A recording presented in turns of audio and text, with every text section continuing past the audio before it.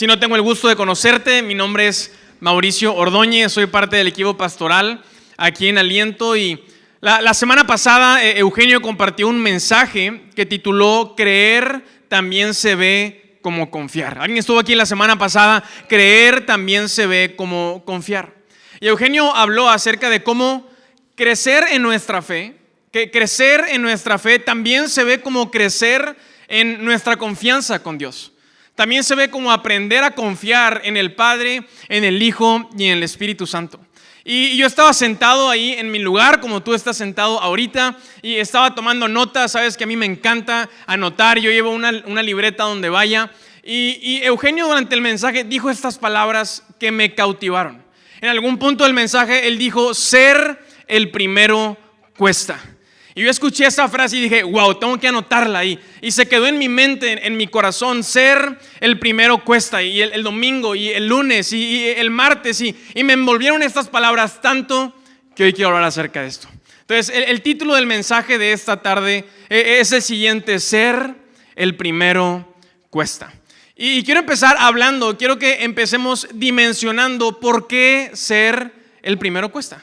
¿Por qué ser el primero cuesta? Y me acordé en esta semana de una de las clases que yo tuve en la universidad y lo conectaba porque yo me acuerdo que me enseñaron en el mundo de los negocios, a aquellos que son primeros también se les conoce como innovadores. Y hoy tú te vas a ir bien surtido, te vas a llevar pan espiritual y vas a aprender algo de negocios en esta tarde. ¿Alguien lo emociona eso? ¿Algún emprendedor por acá? Se le conoce a aquellos que van primero como innovadores y te enseñan. Hay un modelo muy famoso que desarrolló un maestro y un sociólogo llamado Everett Rogers, que este modelo explica cómo las personas, como tú y yo, adoptamos el desarrollo de tecnologías, de nuevos productos, de nuevos servicios. Es un modelo que busca enseñarnos la curva de adopción de cuando se desarrollan cosas nuevas. Y en este modelo tú aprendes que los primeros en escena, ¿quiénes crees que son? Los que van primero son los innovadores. Y es una minoría de la población, pero son ellos los que despiertan la necesidad de desarrollar nuevos productos, nuevos servicios, nuevas tecnologías. Después, los que entran en escena son los visionarios o los pioneros. Después, este modelo te explica que entra la mayoría temprana. La mayoría temprana es este grupo de personas que son curiosos, le quieren entrar, pero van a entrarle cuando eso ya es útil. Van a entrarle a consumir, a comprar, a vender el producto, el servicio, la tecnología, pero cuando me asegures que sirve. Asegúrame que funciona. Finalmente, estos últimos dos grupos que entran es la mayoría tardía, que son personas que son medio inseguras, no le choca el cambio, entonces batallan en entrarle y le entran ya hasta el final. Finalmente hay otro grupo, los últimos en llegar a la fiesta son los rezagados. Aquellos que sí le van a entrar, pero una vez que ya hizo boom, ya explotó, ya no es novedad, ya es algo viejo y ellos apenas le están entrando. Y este modelo es importante, es interesante y relevante el día de hoy porque te habla acerca de las características de cada uno de esos grupos. Y quiero centrarme en los innovadores, en aquellos que van primero. Este modelo te explica por qué ser el primero cuesta. Bueno, ser el primero cuesta, número uno, porque requiere mucho tiempo. Si tú eres un emprendedor, si te ha tocado empezar de cero algo en tu vida, vas a estar de acuerdo conmigo que necesitas invertir mucho tiempo. Porque ocupas desarrollar, ocupas investigar, ocupas hacer pruebas. Una vez que obtienes resultados, tienes que pivotear la idea, el producto, el servicio, lo que tú haces. ¿Y eso qué necesita? Tiempo, que se traduce también en esfuerzo. Número dos, te explican que ser el primero cuesta porque te conviertes en alguien que va contracorriente, en alguien que es disruptivo. Y en la sociedad en la que vivimos, pensar afuera de la caja y hacer cosas fuera de lo normal, a veces esas personas son vistos, ¿verdad?, como alguien raro. Y ser disruptivo, ir contracorriente, se levantan preguntas, cuestionamientos. ¿Por qué lo haces? Nada más estás perdiendo el tiempo. ¿Por qué quieres hacer algo diferente? ¿Te imaginas? ¿Alguien se acuerda de Blockbuster? ¿Alguien dígame que sí, por favor. ¿Alguien se acuerda de Blockbuster? ¿Te imaginas los de Blockbuster lo que pensaron cuando Netflix empezó a desarrollarse? Esos cuates pensaron, películas en la nube, en el internet. ¿Quién va a querer ver una película en su casa? ¿Quién va a querer en la comodidad de su casa con un clic ver una película? No, la gente quiere venir a Blockbuster. La gente quiere su VHS. La gente quiere dar otra vuelta para rentarlo y otra vuelta para regresarlo. ¿Y dónde está Blockbuster el día de hoy, verdad? Pensar afuera de la caja, ¿verdad? Remar contra corriente cuesta. Número 3, el modelo explica también que ser el primero cuesta porque requiere una gran inversión. Requiere invertir dinero. Si tú le preguntas a algún emprendedor exitoso o tú empezaste a lo mejor hace 10, 15, 20 años, ¿te acuerdas cómo fueron esos inicios? Tú estabas convencido de ese producto, de ese servicio, estabas seguro que eso le iba a agregar valor a mucha gente y que te iba a dar para comer y para algo más. Pero ¿cómo fueron los inicios? Me imagino muchas veces cuando emprendes algo, no te pagas un sueldo. Eres el último en recibir un ingreso. A lo mejor vendiste tu casa, vendiste tu carro. Hay personas que tienen 2, 3, 4 empleos para poder innovar. Ser innovador, ser el primero, cuesta. Ahora, yo quiero preguntarte el día de hoy y lo aterrizo en este sentido. ¿En qué áreas de tu vida te ha tocado ser el primero? ¿En qué áreas de tu vida te ha tocado ser el primero o ser la primera? ¿En qué áreas de tu vida, a base de mucho esfuerzo, de tiempo, a base de remar contra corriente, de escuchar críticas y dudas y todo tipo de cuestionamientos, a base de sacrificios, dónde te has levantado tú como el primero o la primera? A lo mejor, por ejemplo, es en tus estudios. A lo mejor hoy tú eres o un día fuiste el primero y la primera en tener un título universitario en tu casa. A lo mejor tu historia familiar es una historia en donde tus padres, tus abuelos, tus tíos, tus hermanos estudiaron hasta la secundaria, hasta la prepa, porque había otra necesidad, porque tuvieron que trabajar, porque pensaban distinto. Y el punto no es señalarlos, es simplemente celebrar que alguien se levantó como ese primero. Me estoy explicando el día de hoy. A lo mejor es en el área familiar. A lo mejor volteas a ver tu historia y tu árbol genealógico y te das cuenta que tú eres el primero o la primera que decidió abrazar el compromiso y el pacto del matrimonio conforme a los principios de Dios. A lo mejor tu historia es una historia, tú volteas hacia atrás, hacia arriba y ves personas que nunca se casaron, que se enamoraron y pues ahí se juntaron y vivieron en unión libre, nunca le entraron a firmar el papelito, ¿verdad?, frente al juez y hacer un compromiso delante de Dios. A lo mejor tu familia, tus conocidos, hay un montón de historias de abuso, de abandono, de violencia, de divorcio, pero tú te has levantado con esfuerzo, remando contra corriente y haciendo sacrificios porque te has levantado como papá, como mamá para formar una familia conforme Dios nos lo enseña. A lo mejor es en tu relación con Dios. A lo mejor eres el primero, eres la primera en tener realmente una relación intencional con Dios. A lo mejor tú no creciste viniendo a la iglesia y eres esa primera generación que se congrega. No de vez en cuando, ¿verdad? No cuando hay chance, no, eres un fiel seguidor, eres un discípulo. A lo mejor eres el primero o la primera en que se bautizó en tu casa y tomaste la decisión de hacer pública tu fe en Jesús. A lo mejor eres el primero o la primera en disfrutar algo como sanidad interior. A tus padres no lo vivieron, tus abuelos nunca lo experimentaron, tus tíos, tus hermanos, pero tú has estado por la gracia de Dios cara a cara con Jesús, con la cruz y con la tumba vacía, y uno disfruta eso. Por cierto, se viene el último fin de semana de sanidad interior en el año. Tú quieres cerrar este año, pero sobre todo quieres empezar el 2025 siendo una persona libre, una persona nueva, una persona restaurada. Anótate en el corcho, están acabando los lugares y aquí nos vemos. Y se cierra el comercial, ¿verdad? ¿En qué área te ha tocado ser el primero? ¿En qué área te ha tocado ser la primera? Quiero que pienses en eso en esta tarde. En la Biblia encontramos, sí, vamos a profundizar en la vida de un hombre que recibió el llamado de ser el primero. Dios lo escogió y lo llamó desde antes de que él naciera. Habló con sus padres. Se dijo estas palabras: Él tendrá el llamado de ser el primero. ¿De quién estoy hablando? De Juan. En los evangelios se conoce como Juan el Bautista. Y vamos a leer acerca de este hombre en Lucas capítulo 1, verso 13 y 17. Dios habla con su padre, un hombre llamado Natanael. Y Dios habla con él y le da este mensaje. Le dice: Natanael, tu esposa Elizabeth te dará un hijo y lo llamarás Juan. Tendrás gran gozo y alegría y muchos se alegrarán de su nacimiento, porque él será grande a los ojos del Señor. Preparará a la gente para la venida del Señor. Otra versión dice, él irá primero delante del Señor. ¿Y de qué Señor está hablando? De Cristo Jesús. Inclinará el corazón de los padres hacia los hijos y hará que los rebeldes acepten la sabiduría de los justos. Y sus padres, Zacarías es el nombre de su papá, me equivoqué, dije Natanael, pero es Zacarías. Y está en mi cabeza, ¿verdad? No, Zacarías. Y vamos a seguir leyendo en Juan. Ahora en el Evangelio de Juan, no es el Evangelio de Juan el Bautista, donde están todos los de grupos en casa, no, es el tocayo de Juan, ¿verdad? Pero es otro Juan que escribe acerca de Juan el Bautista. Y vemos en el capítulo 1, versos 6 y 9, dice, Dios envió a un hombre llamado Juan el Bautista para que contara acerca de la luz. ¿Quién es la luz? Cristo Jesús.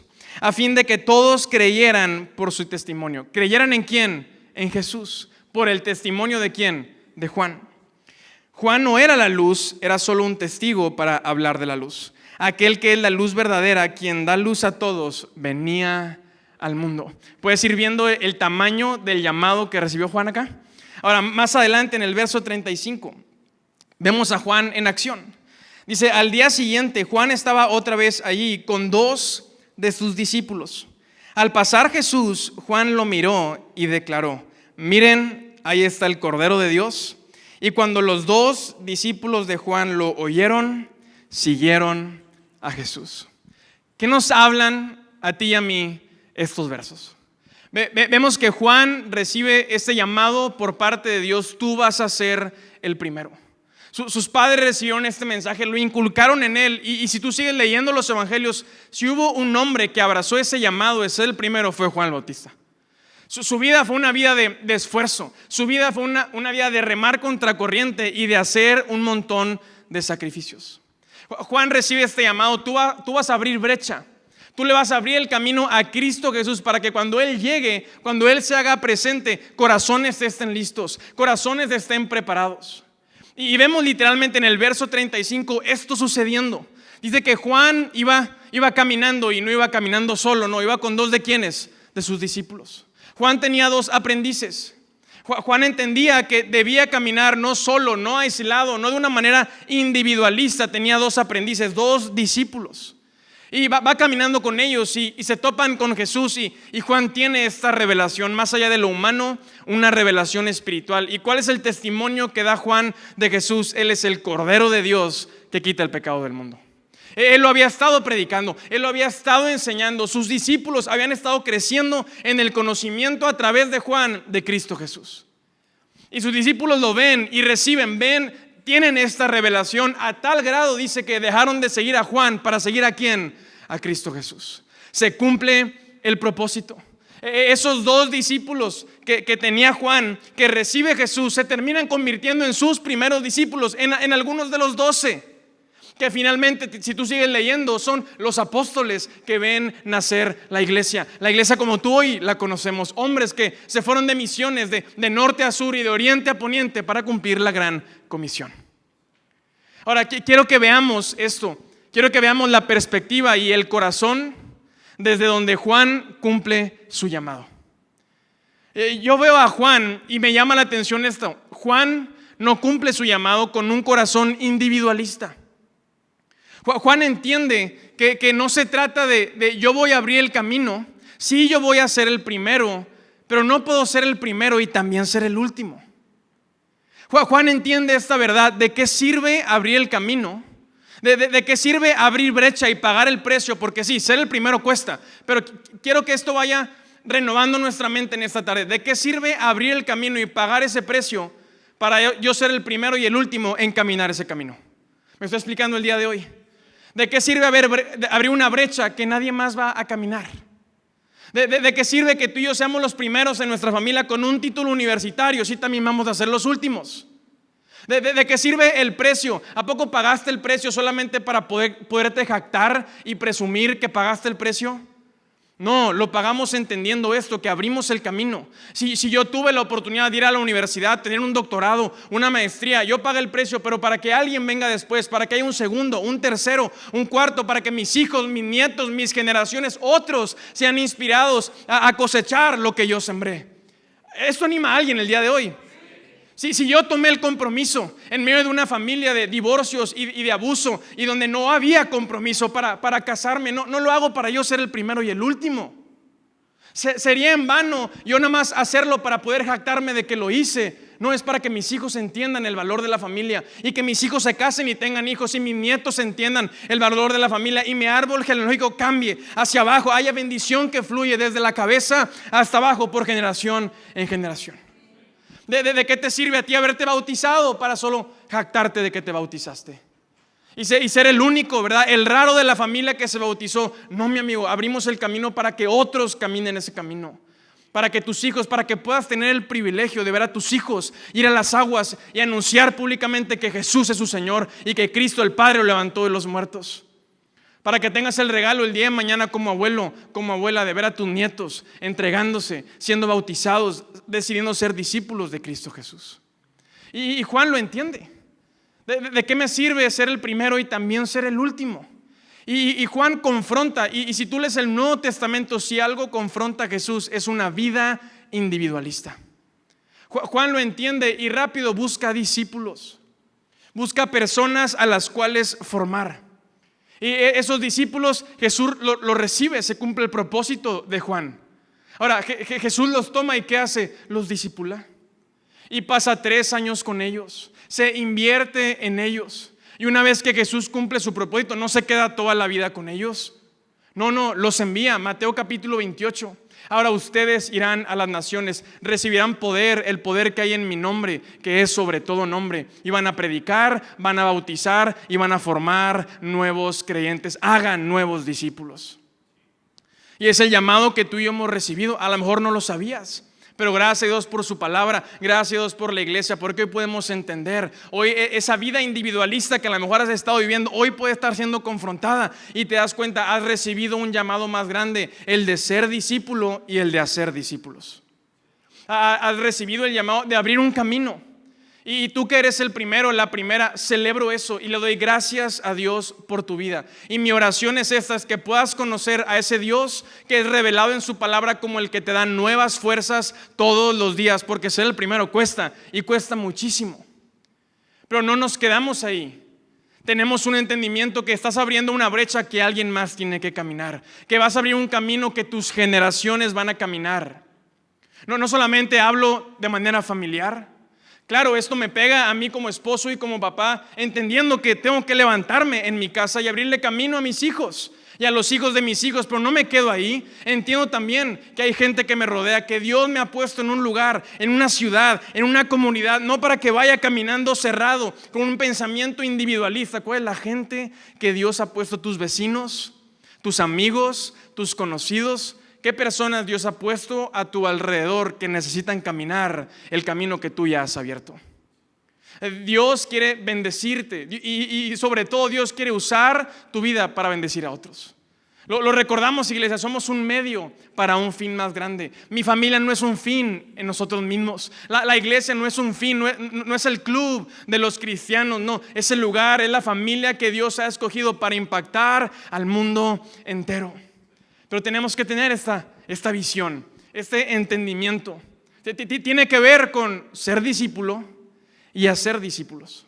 Tiene que ver con ser discípulos y hacer discípulos. Y lo vemos en todo el formato del Nuevo Testamento. Juan y sus discípulos, Jesús y sus discípulos, los apóstoles y sus discípulos, y el llamado, la gran comisión que tú y yo recibimos de ser y hacer discípulos. Ahora, ¿por dónde empezamos? Tenemos que empezar por ser discípulos. Tenemos que empezar primero por caminar ese camino. Tenemos que entender primero, para yo poder multiplicarme, primero algo tiene que haber algo dentro de mí para poder dar. Yo no puedo dar de lo que no tengo. Y quiero hablar hoy, cerrar con estos 2 puntos, la importancia de ser discípulo y la importancia de hacer discípulos. Ahora, cuando leemos y cuando profundizamos en la importancia de ser un discípulo, quiero tomarme una de las cartas en el Nuevo Testamento, que es la primera carta a los Corintios. Pablo le escribe una carta a la iglesia en Corinto. Y el contexto de esta carta es importante conocerla. La iglesia en Corinto es un grupo de creyentes, un grupo de familias que están atravesando un momento crítico. Están atravesando un momento en donde les es urgente madurar y tomar decisiones importantes. Pablo se entera, y tú lo puedes leer a lo largo de la carta, que hay un montón de cosas sucediendo en Corinto. Hay división. No son tiempos de unidad, no son tiempos de armonía. No, hay división en la iglesia, en las familias, en ese grupo de creyentes. Tienen también un desorden moral y sexual que tiene que ser atendido. Y léelo en tu casa, hay un montón de temas ahí. Y Pablo es muy tajante en cuanto al estándar más alto. Y escribe esta carta, igual era un fragmento en el capítulo 4. Estamos en 1 Corintios, capítulo 4, verso 14 y verso 17. Pablo le dice: no les escribo estas cosas para avergonzarlos, sino para advertirles como mis amados hijos. ¿Como mis amados qué? Como mis amados hijos. Pues aunque tuvieran 10,000 maestros que les enseñen acerca de Cristo, tienen un solo Padre espiritual. Pues me convertí en su Padre en Cristo Jesús cuando les prediqué la buena noticia. Así que les ruego que me imiten. ¿Que me qué? Vamos, dígalo con convicción. ¿Que me qué? Que me imiten. Por esta razón les envié a Timoteo, mi fiel y amado hijo en el Señor. Él les recordará la manera en que sigo a Cristo Jesús, así como lo enseño en todas las iglesias, en todas partes. ¿Qué es lo que Pablo nos está escribiendo? Pablo nos recuerda, y Pablo hace énfasis en nuestra necesidad de ser pastoreados, en nuestra necesidad de ser discipulados. Pablo le escribe a la iglesia en Corinto, y me encanta el corazón detrás de Pablo. Dice: no lo hago para avergonzarlos, no hablo para criticarlos ni para juzgarlos, los hablo desde mi posición. Dice: ustedes son mis hijos amados. Y empezamos a ver esta dinámica entre un padre y sus hijos. Dice: yo me convertí en su padre espiritual. Cuando fui de misiones y les prediqué el evangelio y se convirtieron a Cristo y se bautizaron y formamos la iglesia aquí en Corinto, pero empieza a exhortarlos. Le dice: no necesitan más maestros. Pablo no está presente, Pablo está de misiones, viajando, atendiendo a las iglesias del Nuevo Testamento.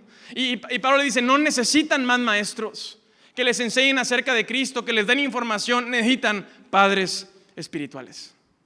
Y la figura del padre espiritual, pon atención acá, es la misma figura del buen pastor. La figura del padre y del hijo es la misma figura del buen pastor con sus ovejas. El buen pastor, hemos aprendido de él en Juan capítulo 10 y en el Salmo 23. Pablo lo que les está diciendo es: necesitan ser pastoreados. No necesitan más información. Información ya tienen. Y resalta otro problema de la iglesia en Corintio: pueden tener 10,000 maestros, pero no hay un solo pastor entre ustedes. No hay nadie que se haya querido levantar a tomar una responsabilidad más grande. Sí, pagaron el precio de ser los primeros, pero no hay segundos, no hay terceros. La iglesia en Corinto carecía de personas que se levantaran en una figura y en una autoridad pastoral. Dice Pablo: ahora, desde la distancia los atiendo. Y lo ves en todo el Nuevo Testamento. Desde la distancia los atiendo, y me encantan esas palabras: les pido que me imiten. ¿Que me qué? Que me imiten.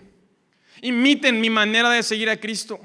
¿Cuál es la esencia de ser un discípulo? Ser un discípulo es ser un imitador. Lo que está exhortando a la iglesia es: imítenme. Tienen que poder imitarnos. Aquellos que Cristo levantó para la edificación de la iglesia, sean imitadores. Y esa es la esencia de tú como discípulo. Tienes que convertirte en un imitador. Tienes que poder imitar la manera práctica de vivir. Pablo aparte le dice: les voy a enviar a Timoteo. Y vemos una vez más la figura de Pablo discipulando a alguien. No estaba solo, no era Pablo aislado. Dice: ahí les va Timoteo, otro de mis hijos espirituales. Él va a enseñarles, como le enseñamos a todas las demás iglesias, cómo crecer en Cristo Jesús.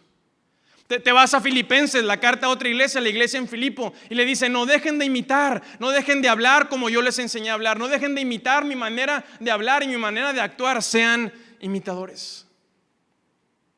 Vemos a Jesús con sus discípulos. Jesús pasó 3 años con sus discípulos. ¿Y cuál es la esencia? ¿Cuál fue el poder de los 12 que estuvieron dispuestos a ver a Jesús como algo más? La revelación de Andrés y de Pedro cuando iban con Juan el Bautista fue: Él es el Cordero de Dios. Los discípulos de Jesús no lo veían como su amigo, no lo veían como su cuate, como su compadre. No, lo veían como: es nuestro maestro. Vamos a imitarlo a Él, vamos a ser obedientes a Él, vamos a vivir con Él, vamos a seguirlo a Él. Y a veces a ti y a mí nos cuesta tanto. Estar dispuestos y disponibles a imitar a alguien. Porque una cosa es estar, otra cosa es imitar. Una cosa es escuchar este mensaje, otra cosa es estar dispuesto a imitar, a estar disponible y dispuesto a dejar tu manera de vivir, tu manera de hacer ciertas cosas, tu manera de hablar y de pensar y de compartir, de comportarte en esta vida y en tu dinámica y ser imitador de alguien más. Ahora, tú y yo en este tiempo imitamos a Cristo, por supuesto.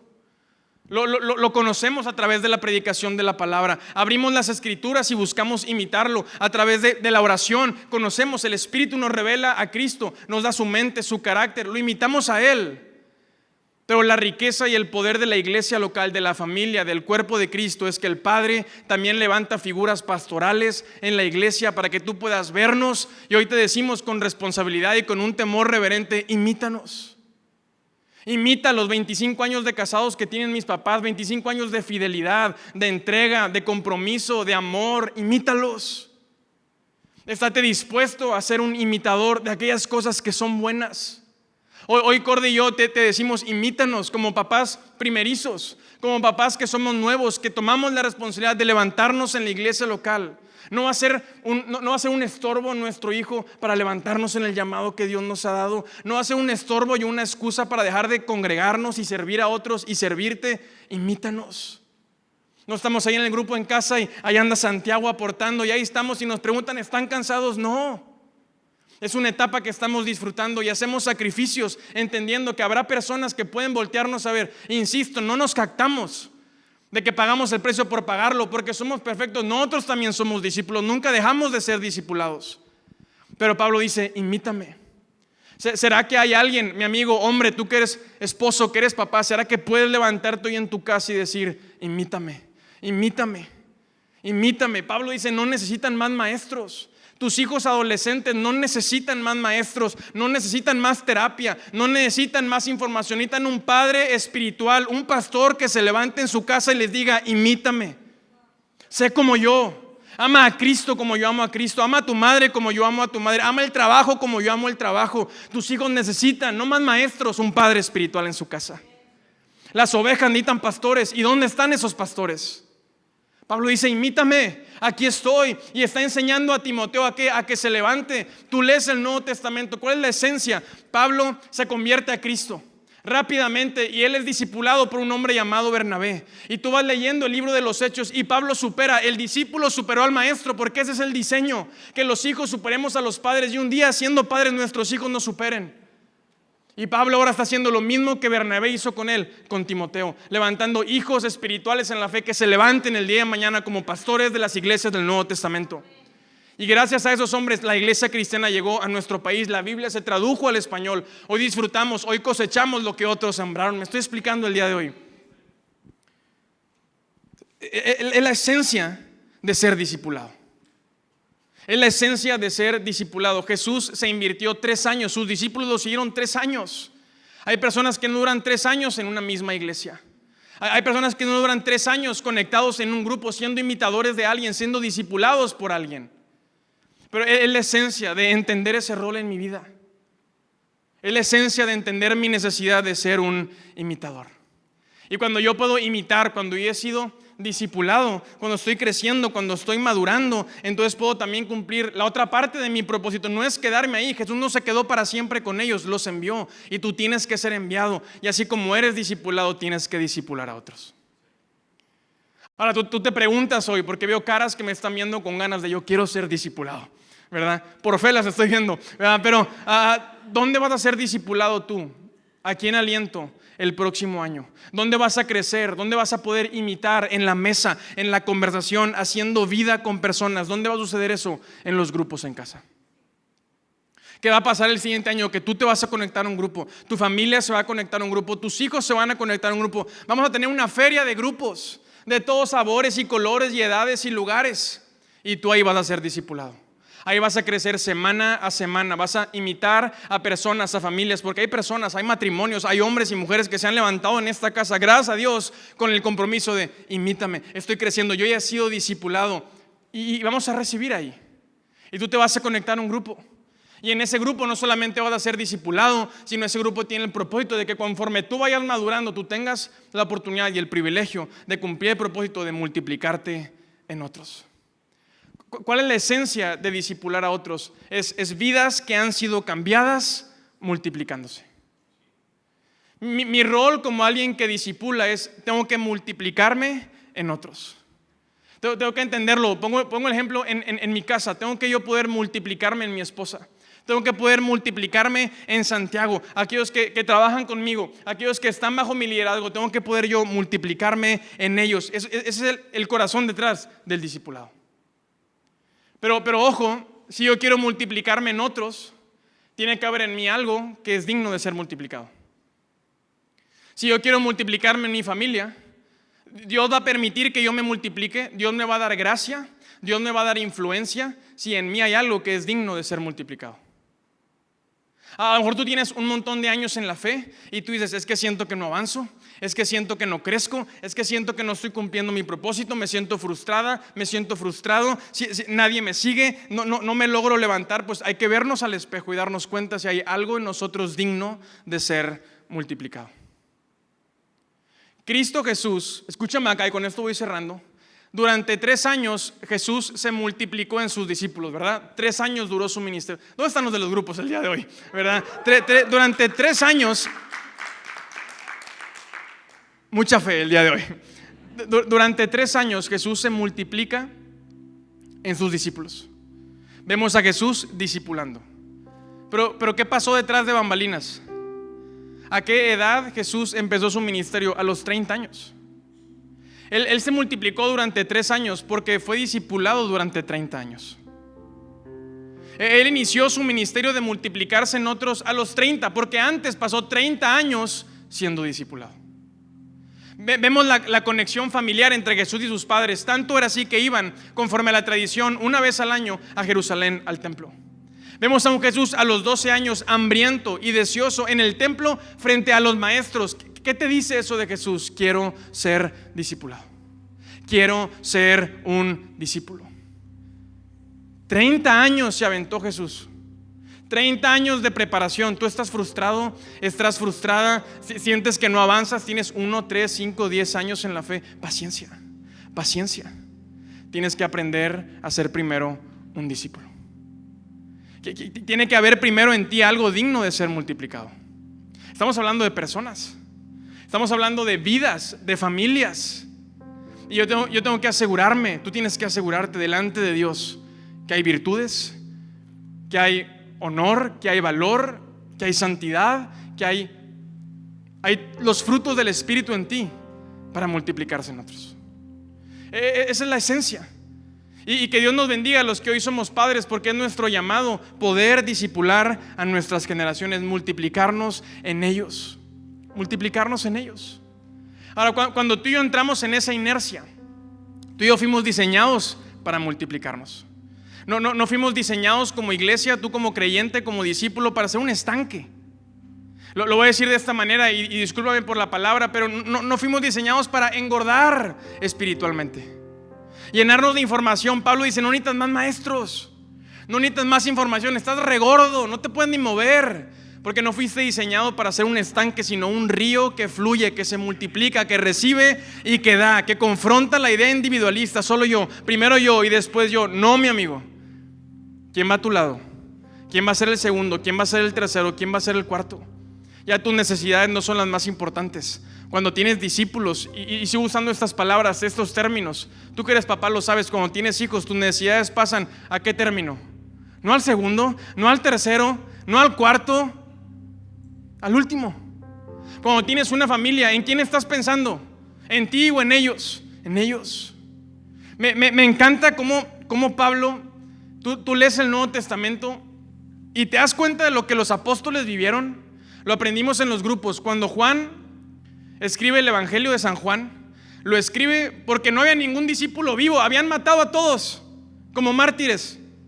Y es un adulto mayor, pero se da cuenta que la iglesia tiene imperfecciones, se da cuenta que hay áreas que tienen que ser aclaradas, que se estaban enseñando todo tipo de cosas que eran contrarias a Cristo. Y este hombre, en lugar de la vida de los apóstoles no es la vida de un trabajador que un día se retira y que se fueron cómodamente a vivir en una isla a disfrutar de su retiro. No, Juan, siendo un adulto mayor, dice, hay un libro que tiene que escribirse. Probablemente me cueste la vida, pero que así sea. ¿Ves a Pablo escribiendo encarcelado? ¿Ves a Pablo que lo golpearon? ¿Ves a Pablo que lo torturaron? ¿Ves a Pablo que está exiliado? Ahora, tú ves lo que escribe y ves un hombre con carácter y con alegría, y tú ves a un cuate que no pierde la fe y no se queja. Ves a un cuate, ¿por qué? Porque no está pensando en él. Lo que carga su corazón no es él. Está pensando en la iglesia en Corinto, que traen un bendito desorden, y eso carga su corazón. Está pensando en la iglesia en Filipo, en los filipenses. Está pensando en Timoteo. Está pensando en el futuro de la iglesia. Dice Pablo, a mí me tocó ser el segundo, pero donde yo sea el último, donde mi generación sea la generación que pierda las escrituras.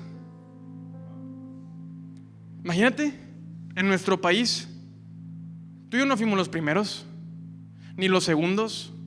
Yo no fui el primero en mi familia en acercarme a Cristo, el primero en bautizarme. No, vi a mis padres. No me tocó ser el primero, pero me tocó ser el segundo, la segunda generación. Y a veces estamos tan centrados en nosotros mismos que se nos olvida. Y estos hombres de Dios, estos hombres que vivieron una vida de alegría, de expectativa, de pasión, nada de queja, nada de crítica, echados para adelante, trabajadores, no están pensando en ellos. Están pensando en todos los que vienen a la par con ellos. Fuiste diseñado para multiplicarte. No fuiste diseñado para pensar tanto tiempo en ti, sino para pensar en aquellos que vienen a la par contigo. Termino leyendo unos versos de Efesios.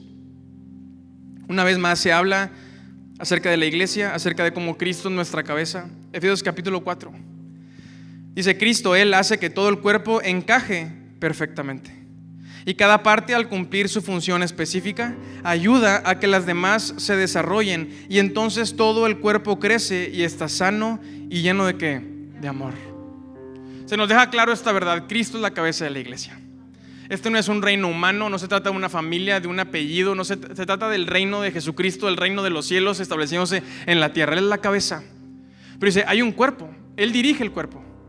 Pero tú y yo, entendidos de esta revelación, somos parte del cuerpo. Cumplimos funciones diferentes porque somos diferentes, y gracias a Dios que somos diferentes. Gracias a Dios por eso, por la diversidad en el cuerpo. Dice, cuando cada parte cumple su función. ¿Y a qué se refiere en el contexto que hoy estamos leyendo? Ser discípulos y hacer discípulos. Cuando estás imitando, cuando estás creciendo, cuando estás conectado, cuando estás en un grupo en casa y cumples tu función de crecer, de ir a más, y también cierras el círculo multiplicándote en otros, ¿qué sucede? El cuerpo crece, dice Efesios.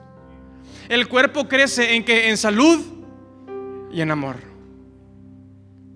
Porque a veces nuestras familias no crecen o crecen, pero no como familias sanas y pues no llenas de amor, porque en algún punto nos perdimos de hacer nuestro propósito,